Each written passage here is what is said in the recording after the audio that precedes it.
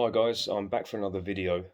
It's been a while, but I've got something I think is quite important to talk about, and hopefully you're going to really get something from this. I'm not saying it's set in stone; it's fact. It's a theory, but I think there's definitely truth to it. So hear me out. Uh, I'm going to call the title of this video "Native uh, Aboriginal Fairy Veneration." Um, and basically the idea is that what if each race and culture has its own fairy that has followed it right from the beginning of evolution on this in this world, on this planet, in this physical existence, and it's completely natural, and that there should be a natural, there is a natural relationship established between human beings and these entities that works harmoniously most of the time. Differences are understood, but things are worked out. And what if we have a basic moral obligation to make sure these beings feel comfortable and welcomed, and they have the breathing space needed um, in this, so that they can participate in this reality, however fleeting and briefly, safely, without feeling threatened. And that could be for their own evolution. Okay, as we are the uh, let's say compared to them, we would be the dominant kind of uh, beings here, as we have these five senses and we have these physical bodies. So this video was very much inspired by my visits to Thailand a few years back. I've been to Thailand twice now. I don't know if I told you, but my father lives over there. So the first time I went to Thailand for 2 weeks. The second time I stayed for a good three. I'm going to briefly describe my first visit to Thailand and how it changed me. Um, so just keeping in mind what I just said, I just like to describe what I felt in Thailand. I mean, as soon as I stepped off the plane and went into the airport, I felt differently. And the first thing I saw was a huge statue of a huge being holding this big sword. Um, he looked like he was green. He looked like some kind of orc. He had like lower fangs coming up over his lips, big muscles and everything, covered in armor, very colourful armor. He was like a glowing green colour, and I saw it and I was impressed with it. It looked fierce and impressive, but it I liked the vibe. I felt I guess I felt kind of a little protected, or I wasn't. There was no evil kind of presence around it. So I thought, wow, that's awesome. If I could draw it, I'd like to. Um, so that's the first thing I really noticed. And then as soon as I kind of stepped out of the airport, and it was incredible. Got in a taxi, um, like 4 hour drive out of Bangkok, and then we entered like Canterbury, where it's not like a city at all. It's very there's lots of bars, restaurants, and nightlife, but it's very kind of more natural, and there's a lot of fields, rice fields. There's a lot of you know nature walks. There's a lot of trees. There's loads and loads of temples and things like that. So, and I tell you, like as the sun set and I was in the hotel, um, it was like I was seeing everything in color again. It was incredible. The color was like so rich and organic. It was like I was looking at a Frank Frazetta painting, or I was in a Frank Frazetta painting, if that makes sense. The fantasy artist. You can look him up if you haven't. If you don't know what I'm talking about. Um, yeah, and I know. People often say, or there's a theory that, when you go somewhere different, you open up your perception and your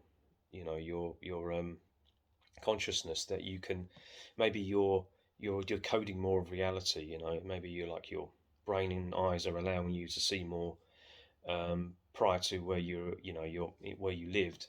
You were more closed down. So it's not like it's not there in your home country. It's just because you're somewhere different, you've expanded your consciousness briefly, and I'm open to that as well. But I've got a feeling it's more than that.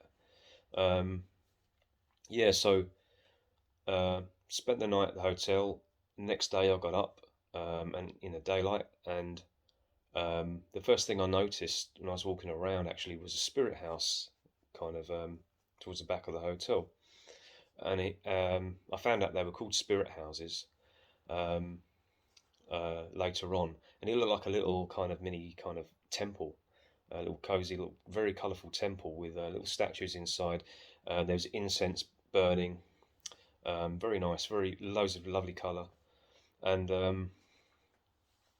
I noticed that they're absolutely everywhere. They were in hotels, they were in outside bars, restaurants, outside banks, outside like car shops, car sales dealer shops. You name it, they would be outside maybe like a little rice field. Um, in the middle of nowhere, there's a few bar stalls, like food stalls. There'd be a little one here and there. Near a bridge, they were everywhere.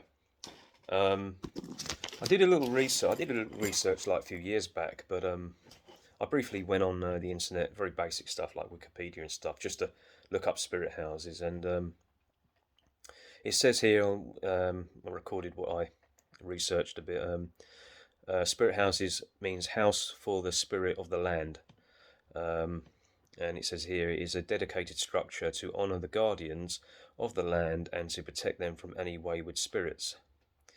Um, and yeah, apparently Thais, yeah, they will bow way, which is like that, to as they pass the spirit house to honour the resident spirits there.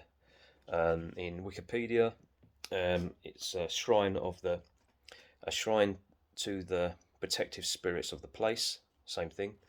Um, it says here spirit houses are intended to provide a shelter for spirits that could cause problems for the people, which is something I'll get into, if not appeased. Um, it says here votive offerings are left at the house to propitiate. Probably said that wrong. The spirits. I think it means very similar thing to appeased. So basically, to appease the spirits, and that's interesting. I'm going to that a bit later. Um, it says here they exist in Southeast Asia and countries of Burma, Cambodia, Thailand, Malaysia, Indonesia, Vietnam, and the Philippines, and there's a good few others as well. So it's not just Thailand. Um, it says here they can be placed in auspicious locations, like in inside banks and stuff like that. Also, certain people in certain cultures may have the consultation of a Brahmin priest as to where the spirit house will be placed. Yeah, so that's a little bit on spirit houses. Now, interesting point. You probably heard of the belief that doll houses and dolls and statues can often encourage entities. Entities like to dwell in these areas. Like they like to actually exist in these doll houses, mini houses, and even inside dolls and things like that. It will encourage them. You see that in a lot of horror stories and things like that. Okay, I find I made a connection there. Um, Again, I don't want to. I don't want to insult like Thai culture and cultures that don't necessarily understand. This is the theory, but again, I think I'm onto something. Because yeah, my theory is that if every culture has these native fairies, that need to maybe allow them breathing space. Um, like if you were these beings, what if people, humans, said there's always a space for you where you can have your space and be respected and feel safe. You can dwell here, and we will, please you. We'll give you offerings. We'll burn incense for you if you like, to make you feel warm, or to make you feel bonded to the land and bonded to us. We will acknowledge you. We will acknowledge your existence and respect um, your sacred space here if you give us our space, because having these bodies and these five senses, we compared to the disincarnated beings, we are the dominant people of this world, of this plane, of existence. So, but it doesn't mean to say that we should discard these beings. We need to probably encourage them to actually experience this existence, as I said, as best they can. Um, so, keeping that in mind, I think that that is what the Thai people have actually done. Like, I think that this is possibly for their own native fairy, and I think in return that these beings will offer protection. Um, they will offer like a psychic protection. Um, just looking for my notes here.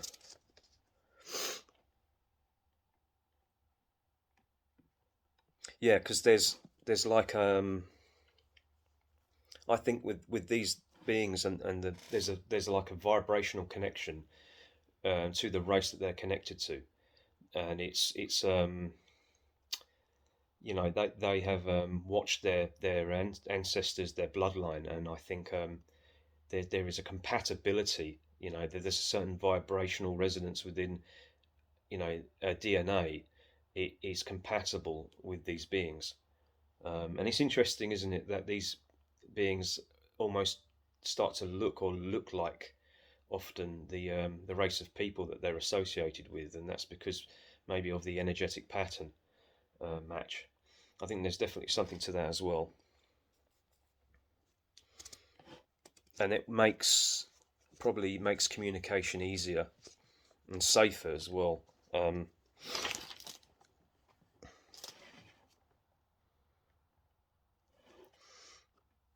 so yeah, the act of ritual of accepting and registering these beings by offering them gifts gives them perhaps and giving them attention. If you give them psychic attention, it gives them enough energy, perhaps, that they can actually briefly enter this reality and briefly experience, you know, um, this reality here. If they, if they're given the space and they're given the worship, maybe worship is needed for them, and that doesn't mean submitting to them at all. It just means acknowledging them, respecting them, and just kind of listening to a few of their needs. It doesn't mean to say you're dominated by them. In Thailand, I don't.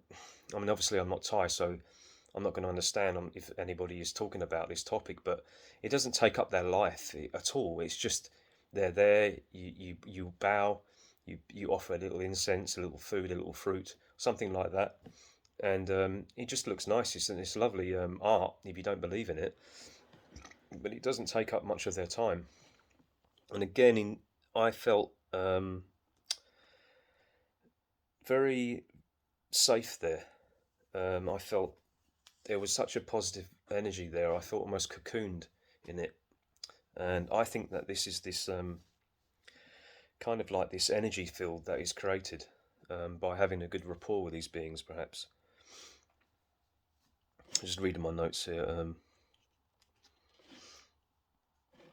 Yeah, so in return of that, these beings could offer people um, psychic spiritual protection from any possible like invading um, spiritual wildlife, like any other negative disincarnated beings, perhaps try and invade.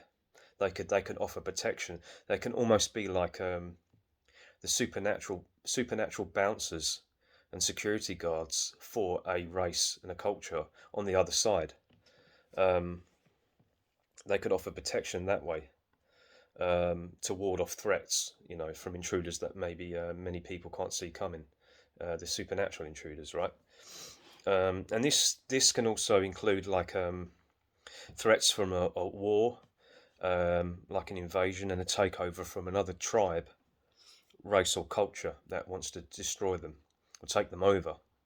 Um, if you venerate and you cement a relationship with your native fairy, they will protect you from that. They will want to preserve you, your race, and your culture, because they may need you to help them to and encourage them to experience um, this reality, and give them safe spaces, right? They may need you for that. It could be, as I say, it's an energy thing. They may need a certain amount of energy from you. Within reason, we could provide that. Um, yeah, when I talk about protection and from other races and cultures, the Abrahamic religions also came to mind, of course. Yeah, and when you look at Thailand, it really is it's such a strong, stable culture, and they have no terrorism. They have they have no you know problems with Muslims or anything like that. Probably because there aren't many there. Um, Something about Thailand and Thai culture, right? The way things are for foreigners, for example, right? You cannot own a property there, like a big property, like a house under your name. Okay, you cannot integrate there and be a Thai. You're always an alien. You're always a foreigner. So you would have to renew your passport every 3 years. Um, you can never really fully be like accepted as Thai because you're not. You can own a small condo or something like that, but you can never own a big property. So a lot of the guys that go over there, they to try and get a house, they if they were, or if let's say they marry a Thai lady, and they think, oh, I've got a house. No, it's in her name. It's not theirs. So, and I've got no problem with that. I've got no problem with preserving culture. People wanting to preserve their culture. I've got no problem with people being national, and national is definitely what the Thai people are. They're very devoted to their king. Um, Extremely, they're devoted to their culture. They know who they are. They're very traditional. Um, and like I was listening to like a few of the guys, retired guys, like English, kind of Australian white guys. They call us farang. That's a Thai name for a white person. Um, and they were saying that they feel safer here than they do in their own countries. Ironically, they feel a lot safer, and I felt safer. I felt more at peace. I slept better. Um, Interestingly, a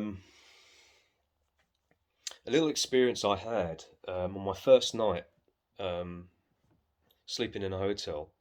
Before I was drifting off to sleep, I was like, when you turn off a light and it's dark, but all of a sudden it got black, like so black that I could see absolutely nothing. So black that it's like I didn't know what side of the room I was in. I almost lost awareness of the room. It was almost like I was being absolutely kind of saturated in this big, thick kind of black covering me, and it kind of freaked me out. But it felt like powerful, but it felt natural. It felt like organic. It felt nature, you know. And I remember because I panicked, I sat up, and it was all around me, and I kind of like confronted it, and I cursed because that's often what I do if I feel I'm being kind of confronted. That's how I deal with it. And it went away. But it wasn't. There was no negativity with it.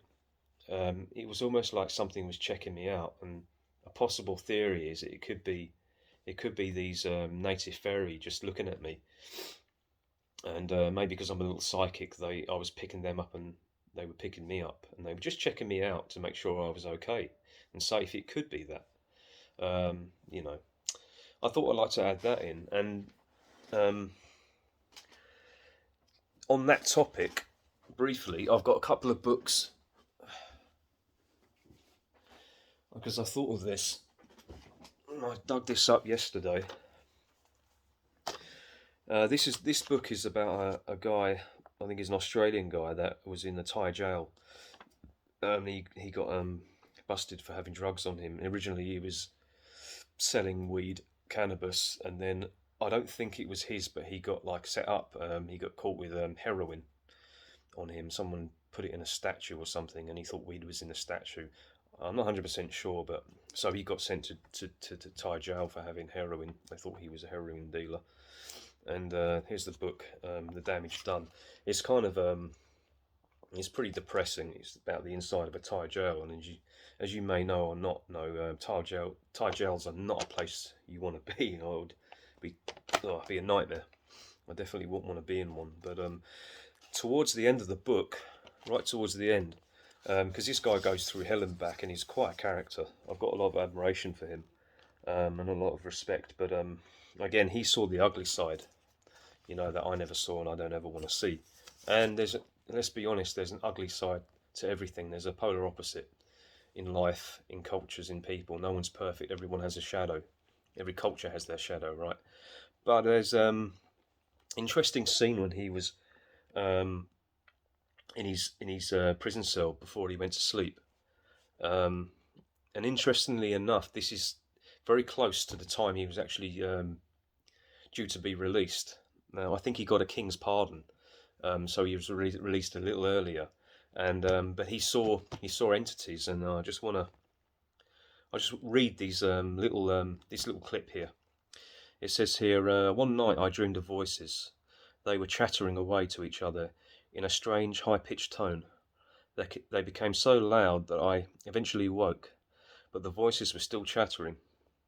When I opened my eyes, I saw something that made me feel mad. Above me were three small creatures that I find impossible to describe. They were ugly and evil, and they were glaring down at me in the dark. Their mouths were moving, but they were not synchronized with the voices I could hear. I couldn't make out everything being said, but I did hear the word ready. I closed my eyes, hoping that I would wake and find that these visions and the voices were gone. But when I opened my eyes, the creatures had come closer. They were descending upon me. I closed my eyes again, and when I opened them, the creatures were gone, and it was quiet. Okay, so what he could be describing is these native fairy kind of checking him out and observing him. He calls them evil, and this is interesting because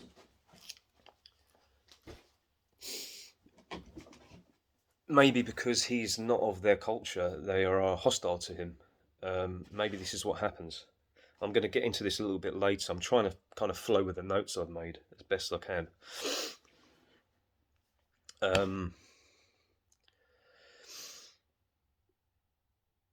Let's see. Briefly go into... actually, let's continue with what I was saying. Yeah, if there's if each fairy is connected to its people, it may naturally be hostile to other cultures if you violate rules and regulations.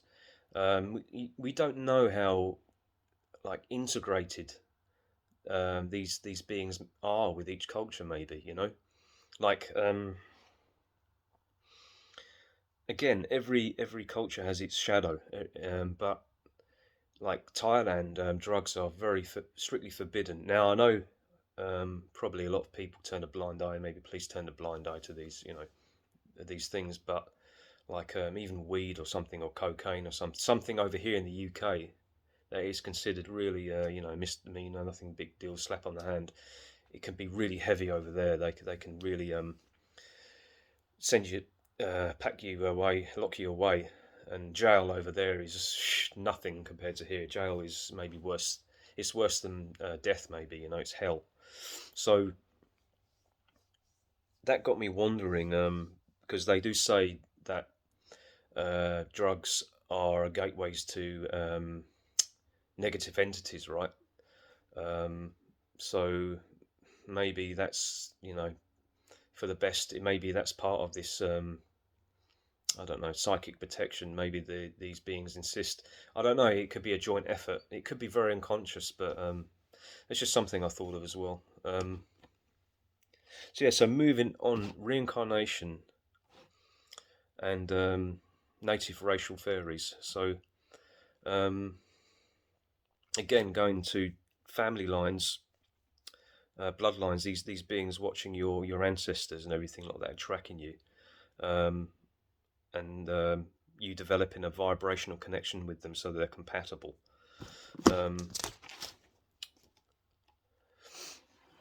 It's interesting that certain practices, like the Abrahamic practices, don't believe in reincarnation, because if I believe in reincarnation. I really think there's something to it, and it's probably crucial that a race continues to incarnate into their own bloodline, into their own race, for these entities to actually not only stay close to us, but stay close to the land, maybe. Um, they need us, and they need these traditions, need to be honoured. We need to remember, like the culture, and remember these traditions, um, because if the culture is broken and shattered, and the traditions are stopped, then these beings could well be, they're abandoned, and they may not be able to cope. Um, they may feel rejected, and they may obviously still want to have a relationship with the land that they have grown with. So they may become kind of rogue, kind of vagabond, kind of beings that will find another way to seek attention. Um, because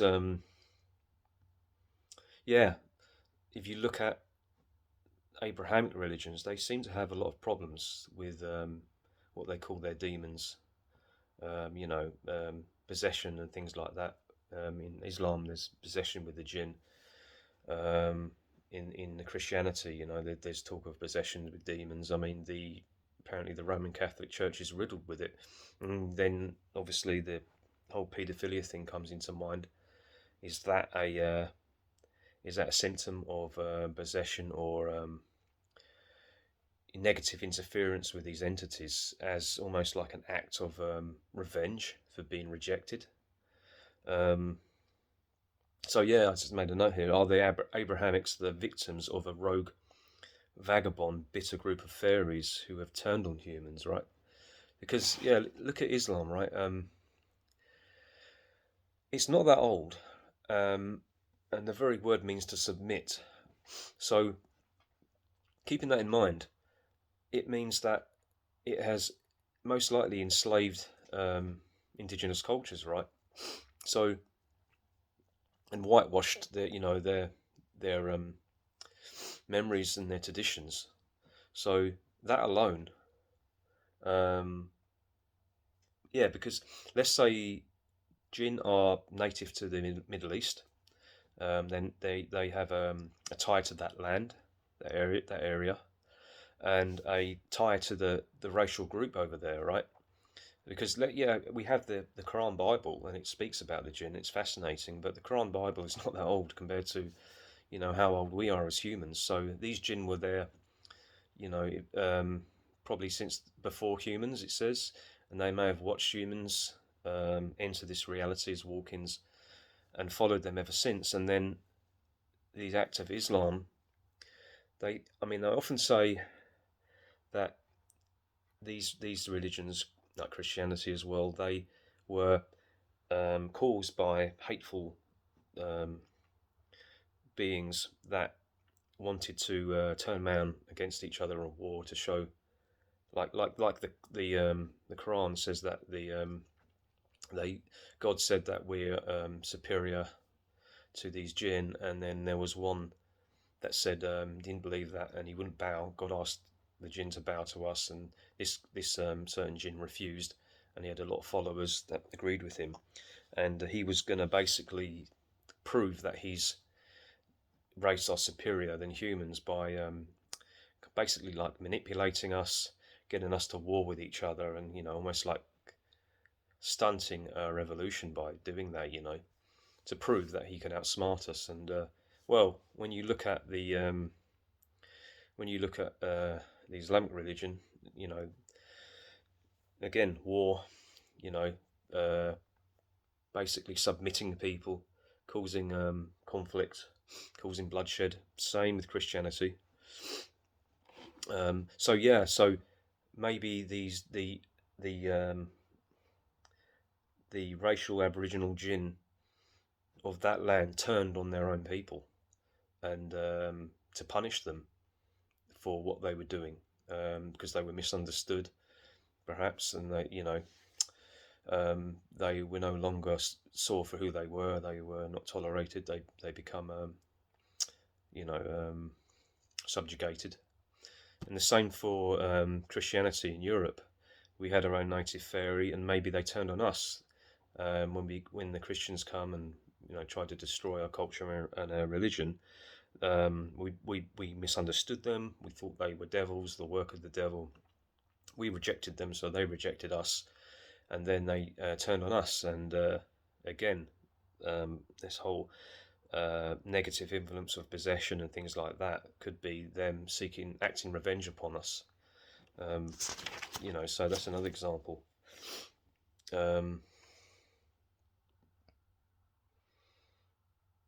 Further, yeah, moving on from the Abrahamic side of things, what about atheism? I mean, that could be even more dangerous in relationships to these beings, because if we don't even believe in another side to us, and a spiritual element to existence, a non-material element to existence, then that could be devastating to these beings, and they're thinking, what can we do to get their attention? How can we try and work with them, and yet still deceive them? So there could be like a desperate need for them to have some kind of veneration, some kind of acknowledgement, as well as this bitterness and this lack of trust, this anger. And so it could cause a variety of negative problems and phenomenon. One of them comes to mind is schizophrenia.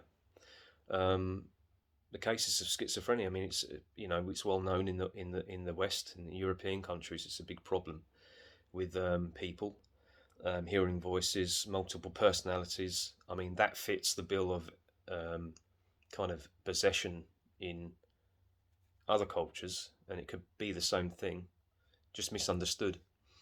And of course, modern materialism believes in the use of drugs, which just don't help. They don't help the person. They don't actually cure it. As soon as they come off the drugs, the symptoms are there. So maybe schizophrenia is, I don't know, it could be a desperate attempt for these beings to communicate. It could be, again, so yeah, that these beings need energy, they need attention from us, and they will get it any way they can. They'll do it by hook or by crook. Like, what I mean is they'll do it unfairly, even if it means to her ill health, even if it means to her death, because they maybe feel they need to do that, and they're being selfish now because we abandoned them. This is just an idea. UFO cults, that could be another one. They are, again, desperate to get our attention. They've been watching us, especially the West, being, as we sunk deeper and deeper into materialism and inventiveness, into the world of the intellect. They were trying to adapt and thought they can pretend that they're ET. You know, you heard that theory. So they could have set up all these UFO cults. It's a form of modern worship and veneration, right?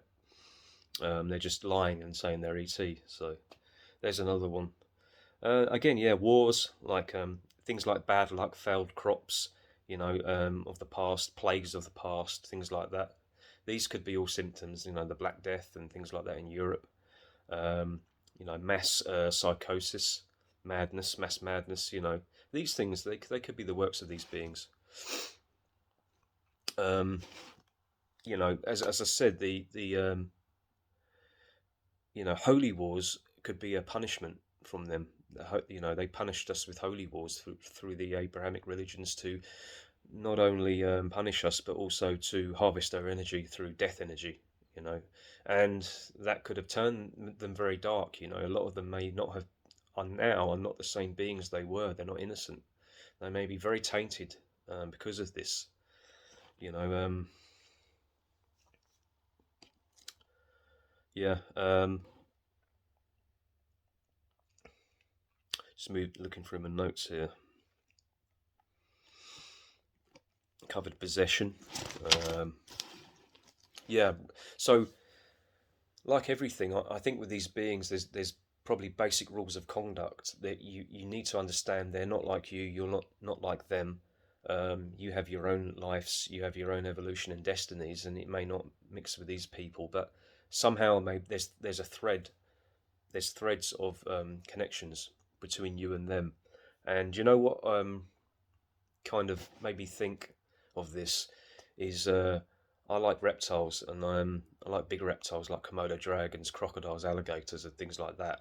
And I was looking at this guy that people that know what they're doing, and I was watching one particular guy, and he just had a great relationship with these animals, and I watched him like he was amongst dozens of them, and understand these weren't what do you call it, animals that he'd raised since they were hatchlings. They were not I can't even remember the word.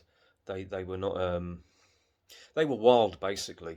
These were all wild crocodiles, and there were dozens of them, and he was feeding them out of a bucket by hand, and they were coming to their names. They each have different names. One of them, I don't know, would be like Rex, and the other one would be something like uh, Octagon or something like that, because he had an extra like digit on his foot or something like that.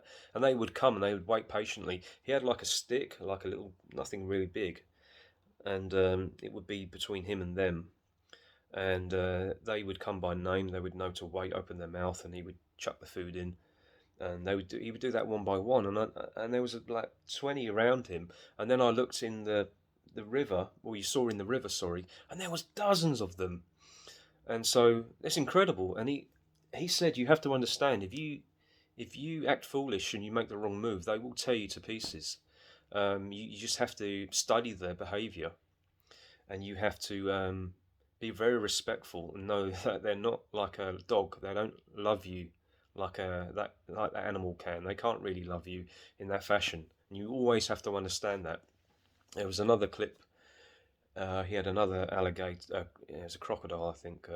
Was maybe an alligator called Casper, and this one he would go in the river with it and feed it in the river when he was like up to his waist here. And this alligator would come up to him and boop him on the. He would just touch his snout on his solar plex or near his chin, and it would put his hand in his hand often, and then he would feed it, and then it would circle him and come to him very calmly. And he said, it will never hurt. I would never have any conflict with Casper. He understands me. He knows the routine. I understand him. But he did say if he was to start splashing his hands around and acting and jumping around and making noises, that may freak Casper out, and he may think that he's threatened, and he just may attack him. He probably would, right? Because he's not, according to Casper, this guy is not being himself. This is not how you behave. Something's changed, and the alligator, he cannot adapt. He cannot think that this guy's having fun and he's playing and he's just having a joke. Obviously this is a reptile, and it can't see that, it can't understand that. If he was if he started to drown, started to swallow water and started to choke, if he was dead for a few seconds, the alligator would eat him. Even if probably even if he wasn't dead and he was just drowning, because he's not himself anymore, because he's not strong, and and has a presence that's maybe physically um, a physical presence where he could actually defend and take care of himself. That will give that's cue for Casper just to eat him and just tear him apart, because he's fair game. He's food now, and it's probably no hard feelings for the alligator. It's just the way they are. The reason why I'm using that as an example to explain what I think, how possibly these entities think like, is that I think that there are rules and regulations that you must follow. There are rules of conduct, and these beings may not be very flexible because in reading people, and they may not understand certain things about us because they don't have the emotional depth and capacity that we have as beings that have incarnated into this reality with these bodies. It may be that these bodies give us, with a fully integrated soul, the ability to experience emotions. You talk about chakra points like the heart chakra and the gut and things like that, and in the throat, not just up in the head. Maybe that's why we've come here, to actually evolve, because to experience a higher level of consciousness that maybe these beings don't. Doesn't make us any better, any less, any more, sorry, than them. It's just different. Same with the reptiles. They cannot probably experience heightened emotion, and they cannot read they can't read what they don't understand, right? I mean, it doesn't mean to say that like a alligator or a reptile doesn't feel a sense of peace and bliss. It doesn't mean to say it doesn't feel the life force of the planet. It doesn't feel the spirit of the earth. It doesn't mean to say it doesn't have a spirit that expresses like joy and love in the form of like unity, but it can never show you that because its program is so different that it doesn't have the emotional kind of centers that we have. So maybe that's how these beings work. It's just very strict protocol, and if you violate that by in some way, by breaking traditions, they can get very violent, and they can even kill. They can even attempt to take you over. They're almost like I don't know, crazy angry children or something.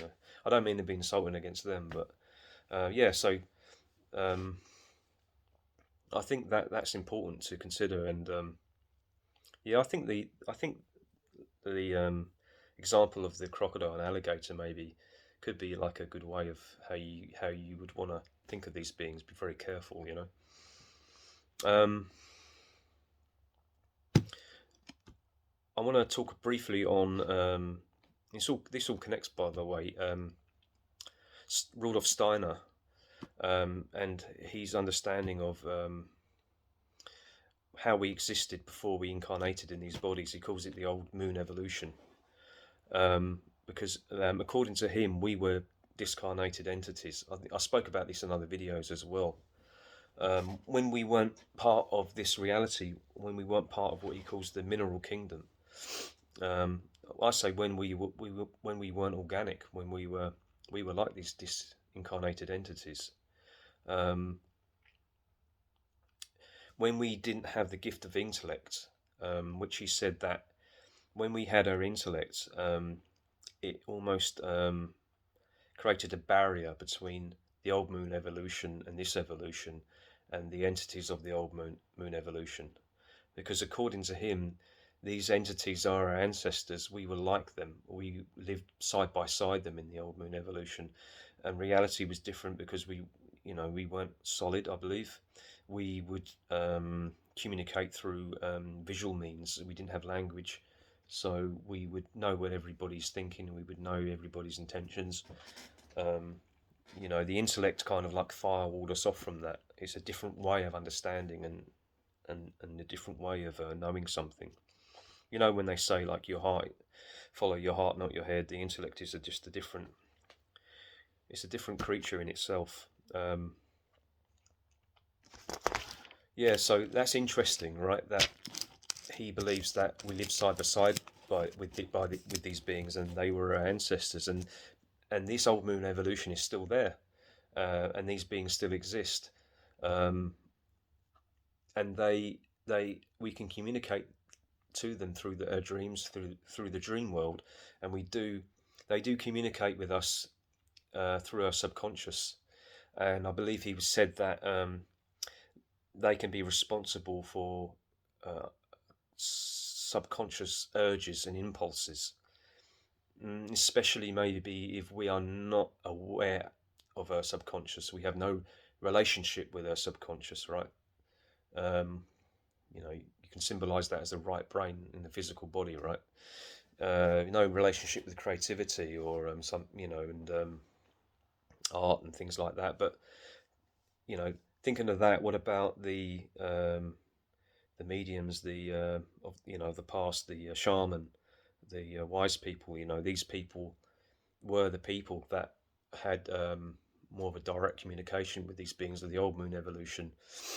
And they could build a bridge, with these beings and their race and their tribe, and exist in peace. So, the, again, looking at the old moon evolution, it makes sense then that these beings were our ancestors that followed us down when we incarnated, and watched us exist outside of they watched us evolve in linear time as they stayed, and they dipped in and out briefly in this reality as they watched us.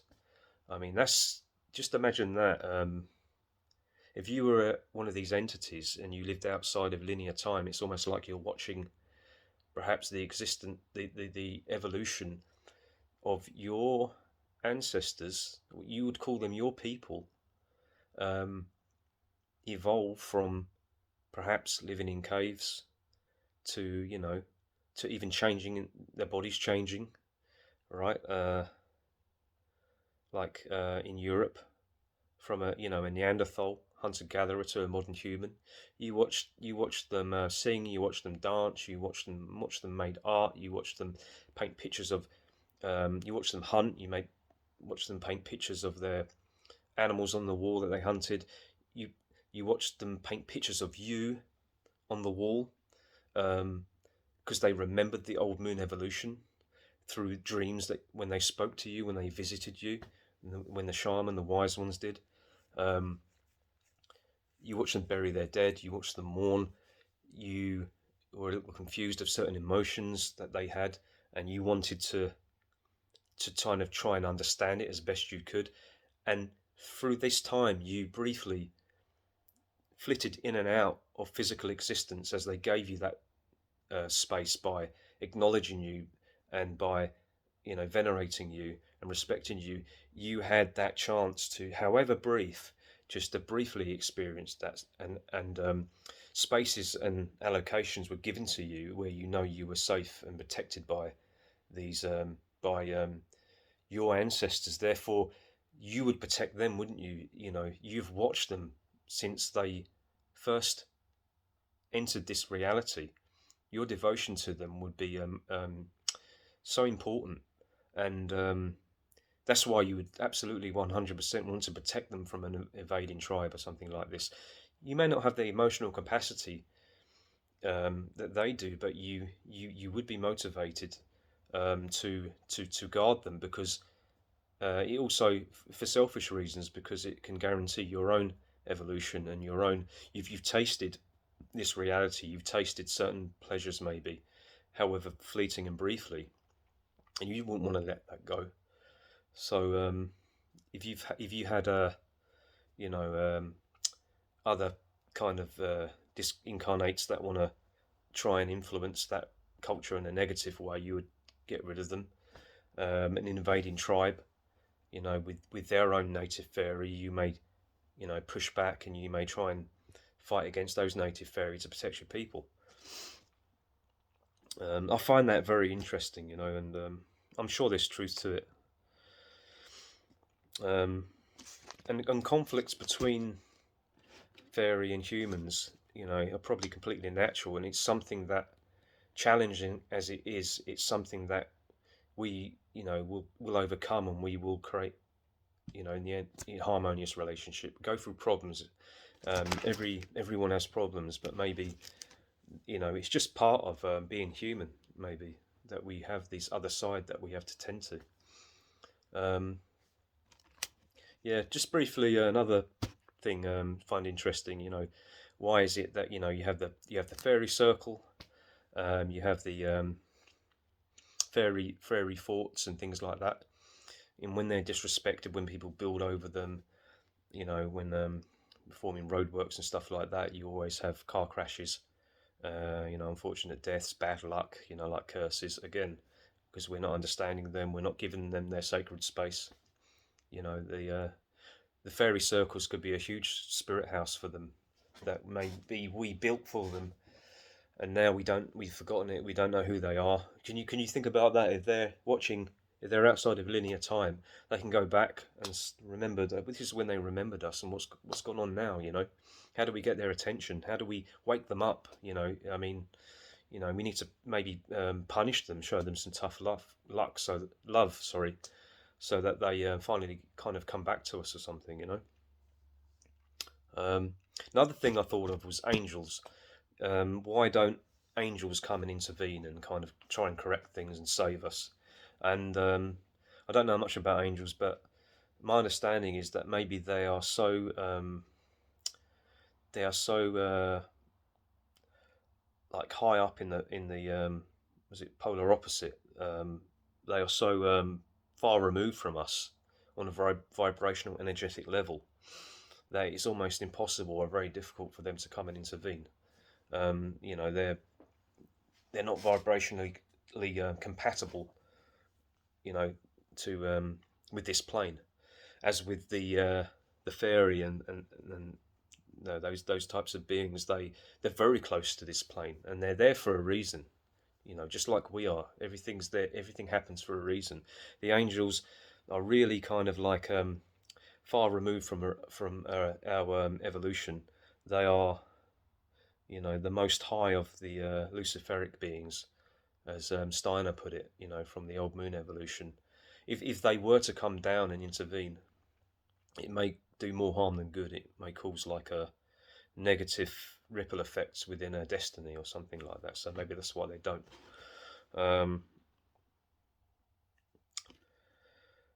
Yeah, so that's another interesting thing.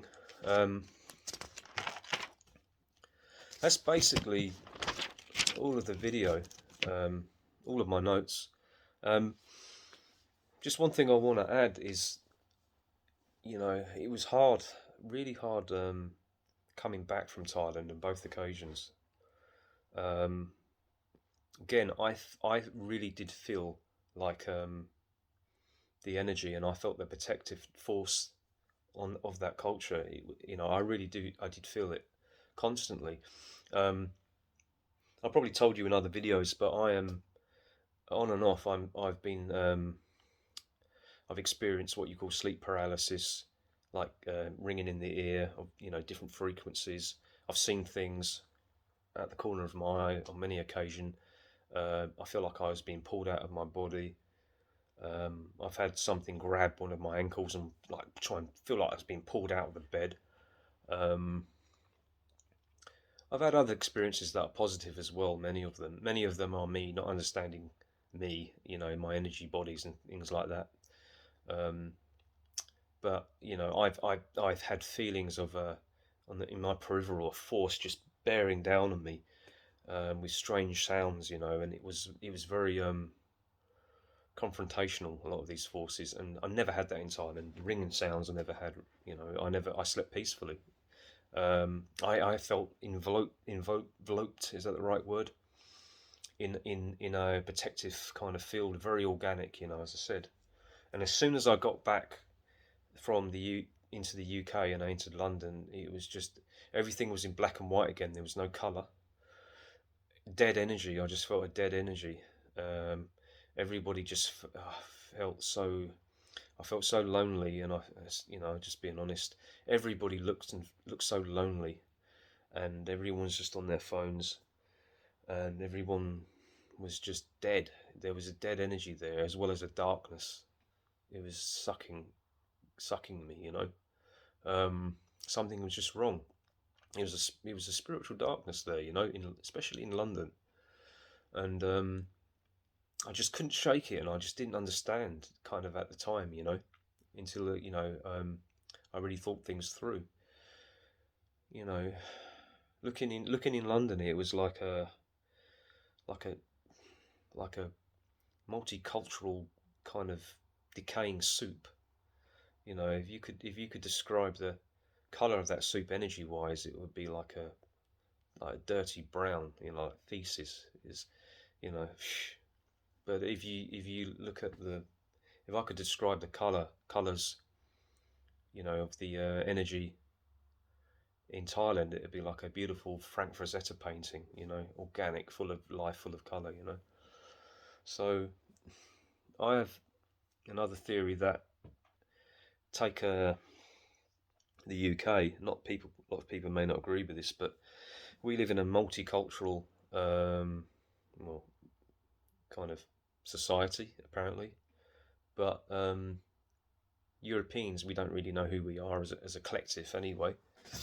Um, Obviously the people, what you call the tribe here, we're waking up and we're doing our thing, and we're being creative and artistic, and we're finding our roots. But collectively, we're lost, and I can definitely feel that you have these other cultures that just don't belong to our psyche, and that their indigenous fairy are not compatible with us, maybe, and also a native fairy have abandoned us, maybe. That's why there's maybe no psychic protection.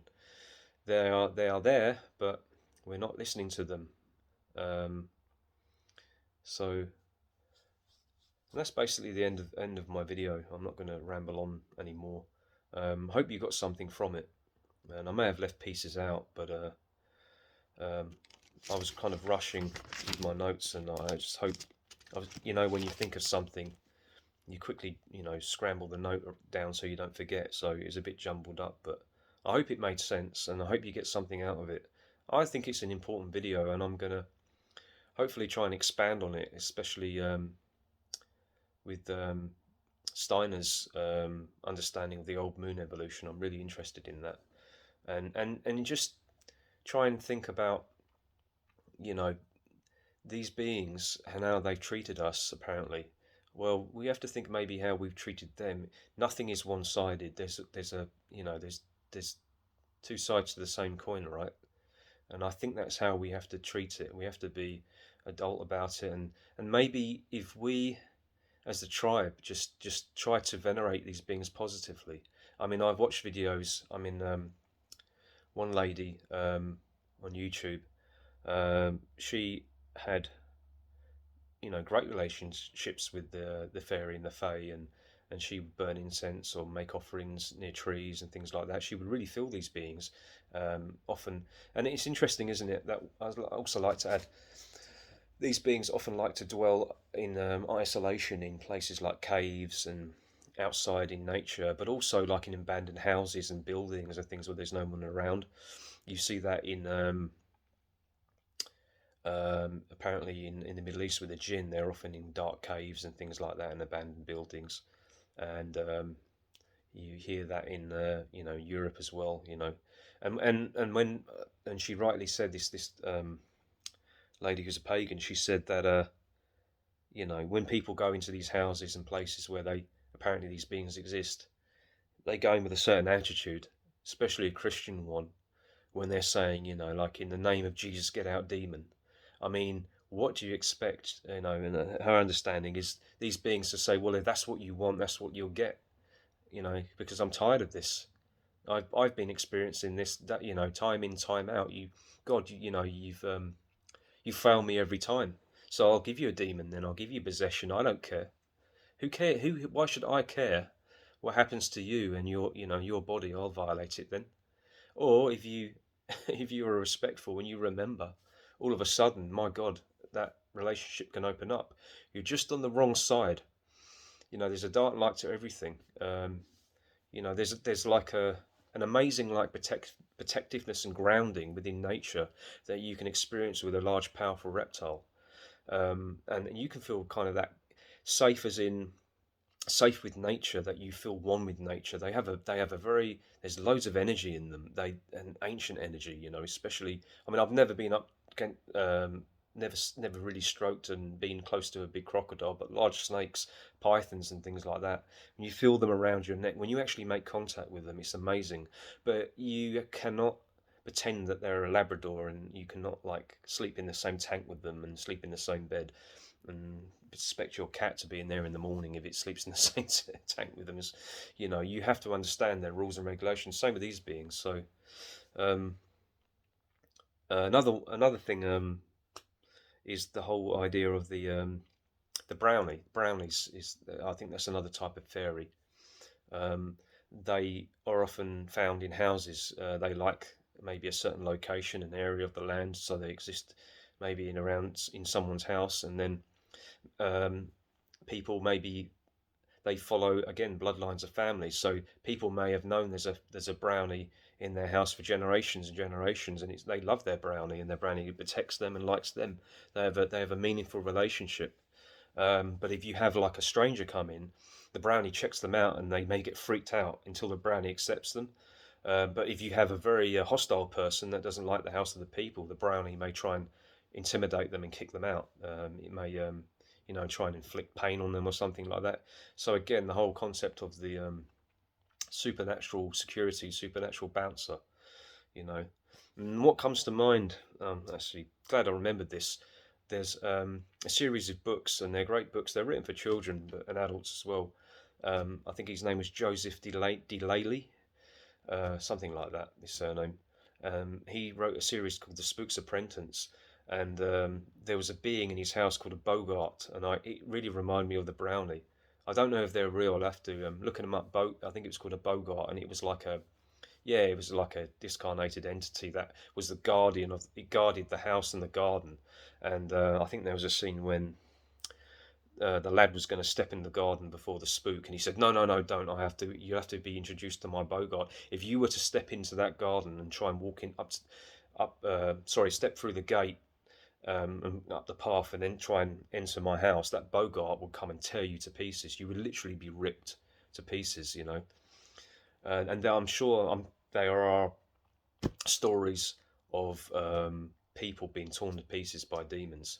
Wasn't there a famous priest that he captured a demon in a box or something like that, and he used to give him information, but it tore him to pieces. And of course, you have the circle that occultists use when they're contacting these beings, because again, they're very hostile to them. I mean, if they cross the line, they maybe could do that. Very dangerous stuff. Another thing comes to mind is Aleister Crowley's adventures with them. Um, so it could be that these beings see us as other. They don't trust us anymore.